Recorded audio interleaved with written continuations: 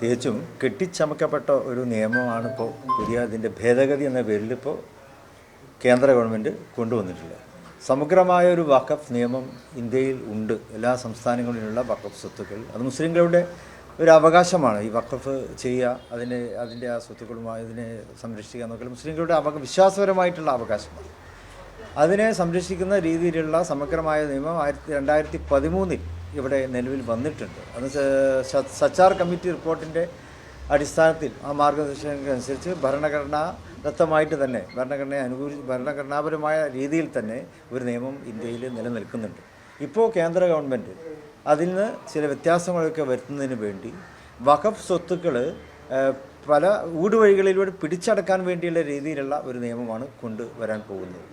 അപ്പോൾ ഇന്നലെ ഇന്ത്യ മുന്നണിയുടെ കക്ഷികളെല്ലാവരും യോഗം ചേർന്നു ഇതിനെ ശക്തമായിട്ട് എതിർക്കാൻ വേണ്ടി തീരുമാനിക്കാനുണ്ടായത്. മുസ്ലിം ലീഗും അതിൻ്റെ ഭാഗമാണ്. മുസ്ലിം ലീഗും അതിനെ എതിർക്കാൻ തന്നെയാണ് തീരുമാനിച്ചിട്ടുള്ളത്.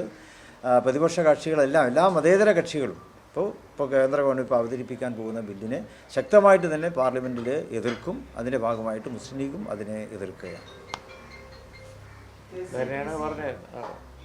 അത് തന്നെയാണ് പറയുന്നത്. അതായത് ഇത് ഞങ്ങൾ പറഞ്ഞത് ഇത് വിശ്വാസപരമായൊരു കാര്യമാണ്. കാരണം ഒരു ദൈവമാർഗത്തിൽ സ്വന്തം സ്വത്ത് സമർപ്പിക്കാനുള്ള മതപരമായ ഒരു വിശ്വാസത്തെ ഹനിക്കുന്ന അതിന് പരിമിതികൾ ഉണ്ടാക്കുന്ന ഒരു നടപടിയാണ് ഇപ്പോൾ BJP ഗവൺമെൻറ് ഒരു പ്രത്യേക ജനവിഭാഗത്തെ ലക്ഷ്യം വെച്ചുകൊണ്ട് കൊണ്ടുവരുന്ന ഒരു നിയമമാണ്. ആ നിലക്കാണ് എല്ലാ മതേതര കക്ഷികളും അതിനെ എതിർക്കുന്നതുകൊണ്ട് തങ്ങൾ പറഞ്ഞത്, അതായത് വിശ്വാസപരമായ കാര്യങ്ങളിൽ ഒരു ഇടപെടുക എന്നുള്ളതാണ്. ഒരു പ്രത്യേക ജനവിഭാഗത്തെ ലക്ഷ്യം വെച്ച് കൊണ്ടുവരുന്ന ഒരു നിയമമാണ്. അതുകൊണ്ടാണ് ടോട്ടലായിട്ട് മതേതര കക്ഷികൾ മുഴുവൻ അതിനെ എതിർക്കുന്നത്. അതുതന്നെയാണ് നിലപാട്, അതുതന്നെയാണ് എല്ലാ കക്ഷികളുടെയും നിലപാട്. ഇതിപ്പോൾ എല്ലാ സംസ്ഥാനങ്ങളെയും ബാധിക്കുന്നതാണ്. കേരളത്തെക്കാളും കൂടുതൽ വഖഫ് സ്വത്തുക്കൾ മറ്റു സംസ്ഥാനങ്ങളിലുണ്ട്. അപ്പോൾ അതിനൊക്കെ പല കാരണങ്ങളും പറഞ്ഞ് അതിനെ പിടിച്ചെടുക്കുക എന്നുള്ളൊരു ഗൂഢലക്ഷ്യം ഇപ്പോൾ BJP കൊണ്ടുവരുന്ന ഈ ബില്ലിലുണ്ട് എന്ന് എല്ലാവർക്കും തിരിച്ചറിയാൻ സാധിച്ചിട്ടുണ്ട്. അപ്പോൾ അതുകൊണ്ട് തന്നെയാണ് എല്ലാ മതേതര കക്ഷികളും അതിനെ പാർലമെൻറ്റിൽ എതിർക്കാൻ വേണ്ടി തീരുമാനിച്ചിട്ടുള്ളത്. അതിൽ വലിയൊരു അപകടം വേറെ ഒളിഞ്ഞിരിപ്പുണ്ട്. ഇത് ഒരു പ്രത്യേക ജനവിഭാഗത്തിൻ്റെ അല്ല, മുസ്ലിം സമുദായത്തെ മാത്രം ബാധിക്കുന്ന ഒരു വിഷയമല്ല. ഒരു നിയമം കൊണ്ടുവന്നാൽ എല്ലാവർക്കും ബാധകമാണ്. നാളെ മറ്റു ന്യൂനപക്ഷങ്ങളുടെ പ്രോപ്പർട്ടിയും അവർ പിടിച്ചെടുക്കും. ഇപ്പം തന്നെ തർക്കമുള്ള പല സ്റ്റേറ്റിലും തർക്കമുള്ളതുണ്ട്. അതിർത്തി സംസ്ഥാനങ്ങളിലൊക്കെ അവിടെയുള്ള ന്യൂനപക്ഷങ്ങൾ വലിയ പരാതിയിലാണ്. അവരുടെ ജീവനും സ്വത്തിനും പരിരക്ഷ കൊടുക്കുന്നില്ല എന്ന പരാതി അവർക്കുണ്ട്. അപ്പോൾ അവരെയൊക്കെ ബാധിക്കുന്ന വിഷയം ഇതിൽ വരും. അവർക്കും സംരക്ഷണം ഉണ്ടാവില്ല. ഇന്ന് ഇതാണെങ്കിൽ നാളെ ഒരു ഭേദഗതിയിലൂടെ വേറെ ആരതും പിടിച്ചെടുക്കാം. വിശ്വാസത്തിൽ ഇടപെടലാണ് ഈ നടക്കുന്നത്. അത് ലാർജർ പെർസ്പെക്റ്റീവിൽ കാണേണ്ട ഒരു വിഷയമാണ്. ഇന്ത്യയിലെ എല്ലാ സംസ്ഥാനങ്ങളെയും ബാധിക്കുന്ന കാര്യമാണ്. അതുകൊണ്ടാണ് ഇന്ത്യ മുന്നണിയിലെ കക്ഷികളൊക്കെ അതിനെ നഖശിഖാന്തം എതിർക്കുന്നത്. അത് തന്നെ അതിലെ സ്റ്റാൻഡ്.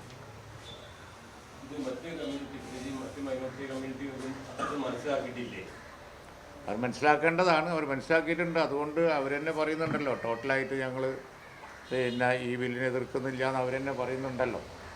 പക്ഷേ ഇത് വേറെ ചില വിഷയങ്ങളിൽ കൊണ്ടുപോയി കെട്ടി ചില ആളുകൾ ദുരുദ്ദേശപൂർവം ചില വാർത്തകൾ പ്രചരിപ്പിക്കുന്നു എന്നുള്ളതേ ഉള്ളൂ. അല്ലാതെ മതേതര കക്ഷികൾക്ക് ഒരിക്കലും അംഗീകരിക്കാൻ കഴിയാത്തൊരു നിയമമാണിത്. കാരണം എല്ലാ ന്യൂനപക്ഷ ജനവിഭാഗങ്ങളുടെയും അവകാശങ്ങളിൽ വിശ്വാസത്തിൽ ഇടപെടാനുള്ള ഒരു ലൈസൻസാണ് അവർക്ക് കൊടുക്കുന്നത്.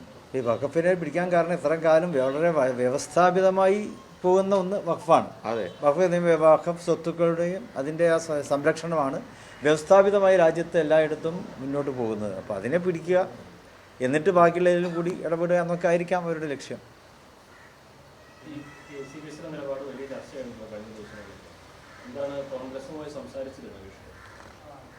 കോൺഗ്രസുമായി ഇന്നലെ വിശദമായിട്ട് ചർച്ച നടത്തിയിരുന്നു ഞങ്ങൾ. ഇന്ത്യ മുന്നണിയിലെ എല്ലാ ഘടകകക്ഷികളും പരസ്പരം ആലോചിച്ചിട്ട് തന്നെ എടുത്തൊരു നിലപാടാണ് ഇന്നലെ. ഇന്നും അവർ 12 മണിക്ക് ചർച്ച തുടങ്ങുന്നതിന് മുമ്പൊക്കെ കൂടിയാലോചിക്കുന്നുണ്ട്. വളരെ ക്ലാരിറ്റി ഉള്ള ഒന്നാണ്. കാരണം ഈ വഖഫ് ബില്ല് ഒരു ആ, ന്യൂനപക്ഷ വിഭാഗങ്ങളുടെ അവകാശത്തെ ധ്വംസിക്കുന്ന ഒരുപാട് വകുപ്പുകൾ അതിൽ ഉണ്ട്. ഒന്നും രണ്ടുമല്ല, ഒരുപാടുണ്ട്. അപ്പോൾ ഒരു സംസ്ഥാനത്തെ ഒരു പ്രത്യേക പ്രശ്നങ്ങൾ ഉദ്ദേശിച്ചത് നമ്മുടെ മുനമ്പത്തുള്ള വിഷയമായിരിക്കും. മുനമ്പത്തുള്ള വിഷയമാണ് എന്നുണ്ടെങ്കിൽ അതിൽ നമ്മളൊരു സ്റ്റാൻഡ് എടുത്തിട്ടുണ്ട്, അത് രമ്യമായി പരിഹരിക്കണം, അല്ലേ? വഖഫിൻ്റെ പേരിൽ ഏതെങ്കിലും ഒരു ഭൂമിക്കോ ഏതെങ്കിലും വസ്തുതയ്ക്കോ കേസ് വന്നാൽ പിന്നെ അത് ഗവൺമെൻറ്റിലേക്ക് പോവുകയാണ്. അതെ. പിന്നെ അവിടെ നിയമപരമായിട്ടുള്ള പരിരക്ഷ ആ വഖഫ് സ്വത്തിനെ സംബന്ധിച്ചിടത്തോളം ഉണ്ടാകുന്നില്ല. അവിടെയാണ് ഇതിൻ്റെ ഏറ്റവും വലിയൊരു അപകടം. അതുകൊണ്ട് തന്നെയാണ് എല്ലാ രാഷ്ട്രീയ കക്ഷികളും ഇതിനെ എതിർക്കാൻ വേണ്ടി തീരുമാനിച്ചത്. മുനമ്പത്ത് ഉള്ള പ്രശ്നത്തിനുള്ള പരിഹാരം എന്നുള്ളത് കേരള ഗവൺമെൻറ് മുൻകൈ എടുത്തത് തീർക്കാവുന്നതേ ഉള്ളൂ. അതിനെ ഇതിമ കൊണ്ടുപോയി കെട്ടിയതൊക്കെ വളരെ ദുരുദ്ദേശപരമായി രാഷ്ട്രീയ ലക്ഷ്യം വെച്ച് ചിലർ ചെയ്തതാണ്. മതമേലധ്യക്ഷന്മാരൊക്കെ ആ പ്രശ്നം നല്ല നിലക്ക് പരിഹരിക്കണം എന്നുള്ള നിലക്ക് പറയുന്നതാവും. അത് നല്ല നിലക്ക് പരിഹരിക്കണം എന്ന് തന്നെയാണ് നമ്മുടെ ഈ സ്റ്റാൻഡ്, അങ്ങനെ തന്നെയാണ്.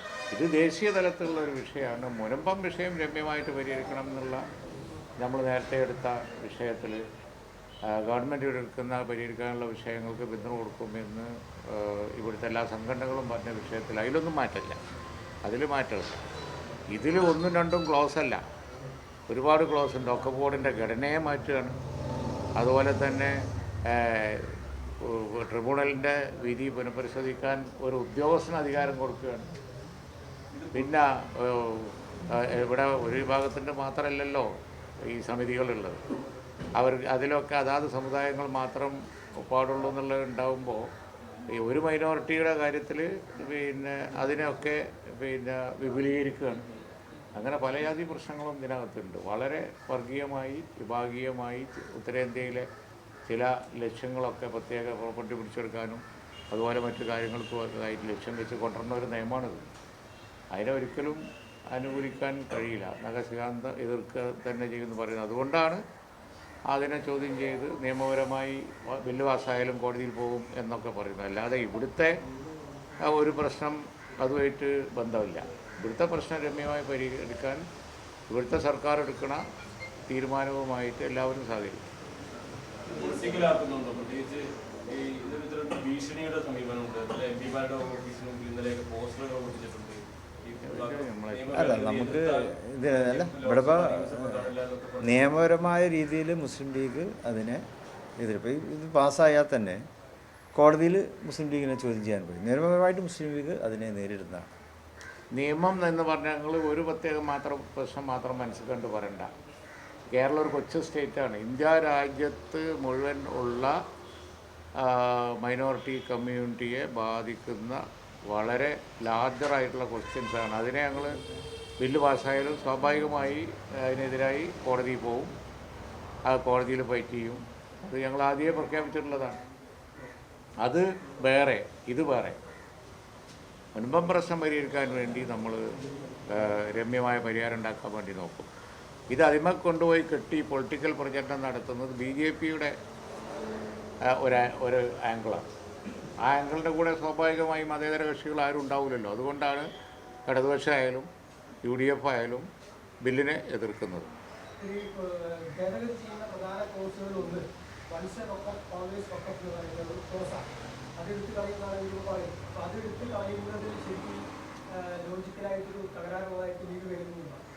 അതിൻ്റെ ഒന്നും ആവശ്യമില്ല. വഖഫ് നിയമം ഈ രാജ്യത്ത് ഇതുവരെ ഉണ്ടായിരുന്നില്ല. ആരുടെയെങ്കിലും ഭൂമി, ഞാൻ ചോദിക്കട്ടെ, രണ്ട് ന്യൂനപക്ഷ സമുദായങ്ങളും തമ്മിൽ ഒരു തർക്കം ഏതെങ്കിലും ഈ കേരളത്തിൽ ഇതിനു മുമ്പുണ്ടായിട്ടുണ്ടോ? ഒരൊറ്റ പ്രശ്നം ഉണ്ടായിട്ടുള്ളൂ. ഞങ്ങളാരെങ്കിലും അധികാരത്തിലിരിക്കുന്ന സമയത്ത് അതൊരു വിഷയമായിട്ടുണ്ടല്ലോ? ഇല്ലല്ലോ. അത് ഇടക്കാലത്ത് ഒരു കമ്മീഷൻ വന്ന് റിപ്പോർട്ട് ഉണ്ടാക്കിയൊരു പ്രശ്നമാണ്. പ്രശ്നം ഉണ്ടാക്കിയവരും തന്നെ പിന്നെ ഉണ്ടാക്കാനും ഒരു കൂട്ടർ തന്നെ, തീർക്കാതിരിക്കാനും ഒരു കൂട്ടർ തന്നെ. ഇതിലൊക്കെ ലക്ഷ്യം രാഷ്ട്രീയ ലക്ഷ്യം മാത്രമാണ്, അല്ലാതെ വേറൊന്നുമില്ല. ആ വകുപ്പുണ്ടെങ്കിലും എന്തുണ്ടെങ്കിലും ഈ പ്രശ്നം രമ്യമായി ഒരു മിനിറ്റ് കൊണ്ട് തീർക്കാമായിരുന്നു. തീർക്കാതെ നീട്ടിക്കൊണ്ടുപോയി വകുപ്പാണ് പ്രശ്നം എന്ന് വരുത്തി തീർത്ത് അവസാനം വകുപ്പ് മാത്രമല്ല ഒക്കെ നിയമം തന്നെ മോശമാണെന്ന് വരുത്തി തീർത്ത് അത് വെച്ച് രാഷ്ട്രീയ ക്യാമ്പയിൻ നടത്തുക എന്നുള്ള ദുരുദ്ദേശമാണ് ഇതിൻ്റെ പിറകിൽ. അല്ലാതെ ഒന്നുമില്ല. ഞങ്ങളൊക്കെ വഖഫ് കൈകാര്യം ചെയ്തപ്പോൾ മുനമ്പം സമരം ഉണ്ടായിരുന്നോ? ഇല്ലല്ലോ, ഉണ്ടായിട്ടില്ല. പിന്നീടാണ് ഉണ്ടായത്. അതൊരു കമ്മീഷൻ റിപ്പോർട്ടിനെ തുടർന്നുണ്ടായ വിഷയമാണ്. അത് അച്യുതാനന്ദ ഗവൺമെൻറ്റിൻ്റെ കാലത്ത് വന്ന ഒരു കമ്മീഷനാണ്. അവർ ക്യാബിനറ്റ് കൊണ്ടുപോയി പാസ്സാക്കി ഒക്കെ പോയിട്ട് നിർബന്ധമായിട്ട് കൊടുത്ത് അങ്ങനെ ഉണ്ടാക്കിയ പ്രശ്നം തീർക്കാതെ ഇരിക്കുന്നതും അവർ തന്നെ, അതാണ് കൊണ്ട് നടക്കുന്നതും എന്ന് പറഞ്ഞ പോലെ.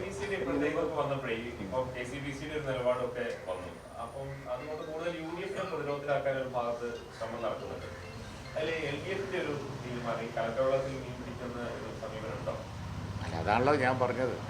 കാരണം ഒരു ഇടതുപക്ഷ ഗവൺമെൻറ്റിൻ്റെ കാലത്താണ് ആ കമ്മീഷനെ വെച്ചത്, മറ്റേ ഇടതുപക്ഷ ഗവൺമെൻറ്റിൻ്റെ കാലത്താണ് ഈ പ്രശ്നം പൊന്തി വന്നത്.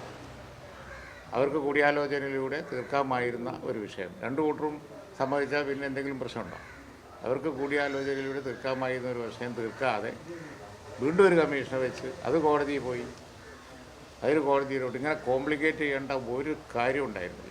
ഒരു അഡ്മിനിസ്ട്രേറ്റീവ് ഡിസിഷനിലൂടെ തീർക്കാവുന്ന ഒരു വിഷയമാണ്, കൂടിയാലോചനയിലൂടെ തീർക്കാവുന്ന ഒരു വിഷയമാണ് ഈ സ്ഥിതിയിലെത്തിച്ചത്. അങ്ങനെ ഇന്ത്യ ഒട്ടാകെ ഉള്ള ഒരു നിയമം, ഒക്കപ്പ് നിയമം, ആ നിയമത്തിന് ആ നിയമം തന്നെ വേണ്ട എന്ന് പറയുന്നത് എത്തിയ വിഷയം. അപ്പോൾ ഇതൊക്കെ വളരെ പ്ലാൻഡായിട്ട് വരുന്ന ചില കാര്യങ്ങളാണ്. അതാണ് പറഞ്ഞത്, വിശ്വാസപരമായ കാര്യങ്ങളിൽ BJP ഗവൺമെൻറ് ഇടപെടുമ്പോൾ അതിനെ എതിർക്കാതിരിക്കാൻ കഴിയില്ല. അതുകൊണ്ടാണ് എല്ലാ മതേതര കക്ഷികളും സ്ട്രോങ് ആയ സ്റ്റാൻഡ് എടുത്തിരിക്കുന്നത്, നിയമത്തെ എതിർക്കും. മുൻപ് വിഷയത്തിനോട് ഓരോ പ്രശ്നത്തിനോട് ഒരു എതിർപ്പും ആർക്കുമില്ല. ഇപ്പോഴും അനുഭവം തന്നെയാണ്. നാളെ ഗവൺമെൻറ് അത് തീരുമാനിച്ചാലും അതിനെ എതിർക്കില്ല.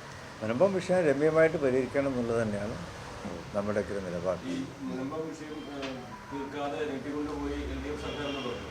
സ്വാഭാവികം അതല്ലേ BJPക്ക് ഇപ്പോൾ ഇങ്ങനൊരു അമേരിക്കയൊക്കെ കൈ വെച്ചിട്ട്. അപ്പോൾ അവർ തമ്മിൽ അത്തരത്തിലൊരു ധാരണയുണ്ടോ UDF-നെ? അതാ പറഞ്ഞത്, പലവിധ രാഷ്ട്രീയ മുതലെടുപ്പിന് വേണ്ടി ശ്രമിക്കുന്നുണ്ട്. അപ്പോൾ അതെല്ലാവരും തിരിച്ചറിയണം എന്നാണ് പറയാനുള്ളത്. ഉണ്ടാവും അതല്ല, അതിപ്പോൾ നമ്മൾ ഇനി റിസർച്ച് ചെയ്ത് നോക്കാം എന്തിനായിരുന്നു ഇവർ ഈ കളിയൊക്കെ കളിച്ചത് എന്നുള്ളത്. ഏതായാലും ഇന്നത്തെ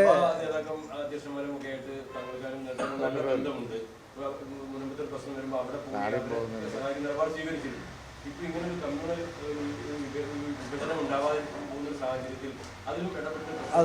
അത് ഒരു ഇതിൻ്റെ പേരില്ലേ, ഇപ്പം മുനമ്പം വിഷയത്തിൻ്റെ പേരിൽ ഒരു കമ്മ്യൂണൽ ഡിവിഷൻ ഇവിടെ ഉണ്ടാവാൻ പാടില്ല എന്നുള്ള കാര്യത്തിൽ ക്രൈസ്തവ മേധാവികളും മുസ്ലിം സംഘടനകളൊക്കെ ആ കാര്യത്തിൽ ഒറ്റക്കെട്ടാണ്. മുനമ്പം വിഷയം പ്രത്യേകമായിട്ടൊരു വിഷയമാണ്.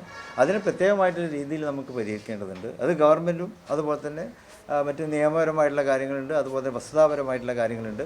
ഇത് രണ്ടിനെയും വെച്ചുകൊണ്ട് ഗവൺമെൻറ് മുൻനിർത്തി അതിനെ പരിഹരിക്കണമെന്നാണ്. അതിലെല്ലാവരും ഒറ്റക്കെട്ടായിട്ട് ക്ലാരിറ്റിയുള്ള അവിടെ കുടിയിറക്കണമെന്ന് ഞങ്ങൾ ആരും പറയുന്നില്ല, അതിൽ ഞങ്ങൾക്ക് അനുകൂലിക്കുന്നുമില്ല. അവിടെ ചോദിച്ച ചോദ്യത്തിന് താങ്കൾ പറഞ്ഞ മറുപടികൾ 19 കുടുംബങ്ങളുണ്ട്, അവരെ ഒരു സുപ്രഭാതത്തിൽ ഇറക്കി വിടണം എന്നുള്ള രീതിയിലുള്ള ഒരു തീരുമാനം ഞങ്ങൾക്ക് ആർക്കും ഇല്ല. അതിനെ ഗവൺമെൻറ്റാണ് അതിനെ രമ്യമായിട്ട് പരിഹരിക്കേണ്ടത്. നമ്മുടെ കേരളത്തിലെ കേരളീയ പൗരന്മാരാണല്ലോ അവർ. അപ്പോൾ അവർക്ക് സുരക്ഷ കൊടുക്കേണ്ടത് ഗവൺമെൻറ്റിൻ്റെ ചുമതലയാണ്.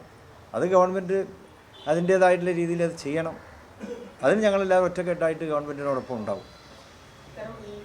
ഭേദഗതിയുടെ ആവശ്യകതയെക്കുറിച്ച് പറയുന്നിടത്ത് BJP ആവർത്തിക്കുന്ന ഒരു കാര്യം, ഈ വഖഫ് ബോർഡ് സുപ്രീം കോടതി ഇരിക്കുന്ന സ്ഥലത്തും പാർലമെന്റ് ഇരിക്കുന്ന സ്ഥലത്ത് അവകാശവാദങ്ങൾ ഉന്നയിക്കുന്നതാണ്.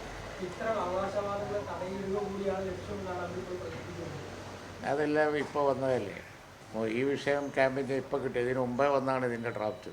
ഇതിൻ്റെ വഖഫ് നിയമം ഭേദഗതി ചെയ്യുന്ന രാഷ്ട്രീയ മുദ്രാവാക്യം അവർ 2-3 തെരഞ്ഞെടുപ്പിൽ ഇപ്പോൾ ഉപയോഗിച്ചതാണ്. എന്നിട്ട് അത് ഇപ്പോൾ പറയുന്നത് വെറുതെ. കാരണം അത് മാത്രമല്ല, അതിൻ്റെ ഘടനയെ മാറ്റി. അതൊക്കെ ആയിട്ട് എന്ത് ബന്ധമുള്ളത്? വഖഫ് ഭേദഗതി ചെയ്യും എന്ന് പറയുന്നത് ഡൽഹിയിൽ അതുപോലെ തന്നെ മറ്റു സംസ്ഥാനങ്ങളിൽ അവിടെ ഇവിടെയൊക്കെയുള്ള പല വഖഫ് സ്വത്തുകളും കണ്ണുവെച്ചുള്ള ഒരു നടപടിയാണ് എന്ന് നേരത്തെ പാർലമെൻറ്റിൽ ചർച്ച നടന്നതല്ലേ, എല്ലാവർക്കും അറിയുന്ന കാര്യങ്ങളല്ലേ. അവരുടെ ഒരു പൊളിറ്റിക്കൽ സ്ലോഗനാണ് മൈനോറിറ്റി കമ്മ്യൂണിറ്റിയുടെ ഈ അവകാശം നമ്മൾ ഹനിക്കും എന്നുള്ളത് അവരുടെ രാഷ്ട്രീയ മുദ്രാവാക്യമാണ്. നേരത്തെ പല ആറാടത്തിനുമായി ബന്ധപ്പെട്ട ഉടമസ്ഥാവകാശ തർക്കങ്ങളൊക്കെ ഉണ്ടായിരുന്നു. ഈ ബില്ല് പാസ്സായി കഴിഞ്ഞാൽ അവരുടെ തർക്കം ഉണ്ടായാൽ പോലും ആ ഭൂമി നേരെ സർക്കാരിലേക്ക് പോകുന്നൊരു സാഹചര്യമാണ്. അല്ല, അതിൽ പല കോംപ്ലിക്കേഷൻ താങ്കൾ പറഞ്ഞതാണ്. ഇതിൽ പല കോംപ്ലിക്കേഷനും വരും. പിന്നെയും ഗവൺമെൻറ്റിൻ്റെ റോള് വരും. ഗവൺമെൻറ് മുൻകൈ എടുത്ത് മുനമ്പം നിവാസികൾക്ക് അവകാശം സ്ഥാപിച്ചു കൊടുക്കണം, അവരെ പ്രശ്നം പരിഹരിക്കണം.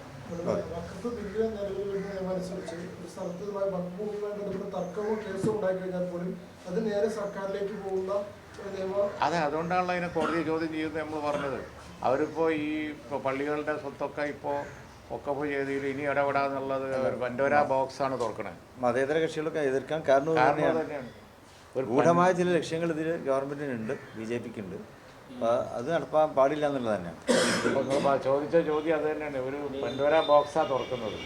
കാരണം എന്താണെന്ന് വെച്ചാൽ ഏത് വഖഫ് സ്വത്തും ആർക്കും പിന്നെ ഇടപെടാം, അതിലൊക്കെ തർക്കം പറയാം. തർക്കം പറഞ്ഞാൽ വഖഫിനൊരു ദേവസ്വമാണെങ്കിലും വഖഫാണെങ്കിലും മറ്റു മതവിശ്വാസികളുടേതാണെങ്കിലും അതിനൊക്കെ ഒരു സംരക്ഷണത്തിന് ഒരു നിയമം ഈ രാജ്യത്തുണ്ട്. ആ സംരക്ഷണം നഷ്ടപ്പെടും എന്നുള്ളത് തന്നെയാണ് എതിർക്കാൻ കാരണം. ഇതിപ്പോൾ മുത്തലാഖ് ബില്ല് പോലെ, അതുപോലെ തന്നെ പൗരത്വ ബില്ല് പോലെ ആ രീതിയിലൊരു ബില്ലാണ് ഇപ്പോൾ കൊണ്ടുവരാൻ പോകുന്നത്. അതുകൊണ്ട് തന്നെയാണ് മതേതര കക്ഷികൾ ഇതിനൊക്കെ എതിർക്കുന്നത്. UDF-ന്റെ ശക്തി എന്ന് പറയുന്നത് മതന്യൂനപക്ഷങ്ങളാണ്. മുസ്ലിം കമ്മ്യൂണിറ്റി ആയാലും ക്രിസ്ത്യൻ കമ്മ്യൂണിറ്റി ആയാലും ഇവിടെ രണ്ടിലും ഉണ്ടാകുന്ന ഒരു വിള്ളൽ അല്ലെങ്കിൽ ഒരു പ്രയാസം UDF-നെ പൊളിറ്റിക്കലായിട്ട് ബാധിക്കില്ലേ? അതിപ്പോൾ എല്ലാവരും അത് മനസ്സിലാക്കുന്നുണ്ട്. ഇവിടെ അങ്ങനെ ഒരു വിള്ളൽ ഉണ്ടാക്കാൻ കേരളത്തിൽ കഴിയുകയില്ല എന്ന് തന്നെയാണ് നമുക്ക് പറയാൻ. ഒരു വർഷം മാത്രമാണ് ഇലക്ഷൻ ബാക്കിയുള്ളത്. അപ്പോൾ അത് മുൻനിർത്തി നടത്തുന്ന രാഷ്ട്രീയ നീക്കങ്ങളെ ഇടതുപക്ഷവും BJP-യും പരസ്പരം സഹകരിച്ച് നീങ്ങുന്ന തരത്തിലേക്കാണോ കൊണ്ടുപോകുന്നത്?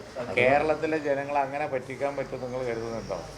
ഈ സാക്ഷരതയുള്ള സ്റ്റേറ്റിൽ ജനങ്ങൾക്ക് കാര്യങ്ങൾ അറിയില്ല എന്നാണോ വിചാരിക്കുന്നത്? അതുകൊണ്ട് തന്നെ മതേതര നിലപാട് വളരെ സ്ട്രോങ് ആയ ഒരു സ്റ്റേറ്റിൽ അങ്ങനെ കമ്മ്യൂണൽ പോളറൈസേഷൻ പരിധിയിട്ട് പ്ലാന്റ് ഇപ്പോൾ സിനിമ ഇറക്കിയിട്ട് കാണില്ലേ, ആളുകൾ കാണുന്നില്ലേ, വൻ വിജയമല്ലേ? ആരെങ്കിലും ആ സിനിമ ബഹിഷ്കരിച്ചോ? അപ്പോൾ അതിനെതിരായ ക്യാമ്പയിൻ കൊണ്ട് സിനിമ ആരെങ്കിലും ബഹിഷ്കരിച്ചോ? എല്ലാവരും കൂടുതൽ കാണുക ചെയ്തത് ആ പ്രത്യേക സിനിമ. കാരണം അത് മതേതര നിലപാടുള്ള കേരളം ഒരിക്കലും അങ്ങനെ അവരെ പറ്റിക്കാനൊന്നും പറ്റില്ല. കേരളത്തിന് വർഗീയ നിലപാടില്ല. ഏത് സമുദായമായാലും അവരെ വർഗീയവൽക്കരിക്കാൻ കഴിയില്ല. അത് മറ്റു ചില സംസ്ഥാനത്ത് പറ്റുകയും കാര്യം ഇവിടെ കഴിയില്ല. തമിഴ്നാട്ടിൽ കഴിയണില്ലല്ലോ. തമിഴ്നാടിൻ്റെ കൾച്ചർ വേറെയാണ്, അതുകൊണ്ട് കഴിയില്ല.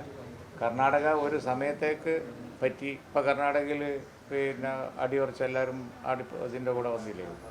ആന്ധ്രയിലോ ഉത്തരേന്ത്യയിലെ ചില സംസ്ഥാനങ്ങളിൽ ഇങ്ങനെ പറ്റിക്കാനൊക്കെ പറ്റും. പക്ഷേ കേരളത്തിലെ ജനങ്ങളെ പറ്റിക്കാൻ കഴിയും എന്ന് കരുതണ്ട, അത് നടക്കൂല. അതും ഇത് ഇപ്പോൾ ഇതിൻ്റെ പേരിലൊരു പോളറൈസേഷൻ ഉണ്ടാക്കി പൊളിറ്റിക്കലൈസ് ചെയ്യാം എന്ന ചിന്ത ഉണ്ടല്ലോ, ആ ചിന്ത അത് ജനങ്ങളെ പറ്റിക്കാൻ ഒരു അടവ്, ഒരു മുഖമുണ്ട് പറ്റിക്കാനുള്ള ഒരു അടവ് ഇങ്ങനെ എടുക്കുക. ആ അടവിൻ്റെ ഒന്നും ആരും വീഴൂല. ഈ വഖഫ് ഭേദഗതി നിയമം നടപ്പാക്കുന്നതിലൂടെ ഭൂമി പിടിച്ചടക്കപ്പെടും, ഗൂഢലക്ഷ്യമുണ്ടെന്നുള്ളത് വ്യക്തമാണ്. എന്നിട്ട് പോലും KCBC ഈ തരത്തിൽ കൃത്യമായ രാഷ്ട്രീയ ലക്ഷ്യം മാത്രമായിരിക്കില്ല, അത് മുൻപ് മാത്രമായിരിക്കില്ല. ഇനിയിപ്പോൾ അതിലധികം പറയണ്ട, ഇനി അത് പറഞ്ഞ് കൊളാക്കണ്ട, ആവശ്യത്തിനായിരിക്കണം.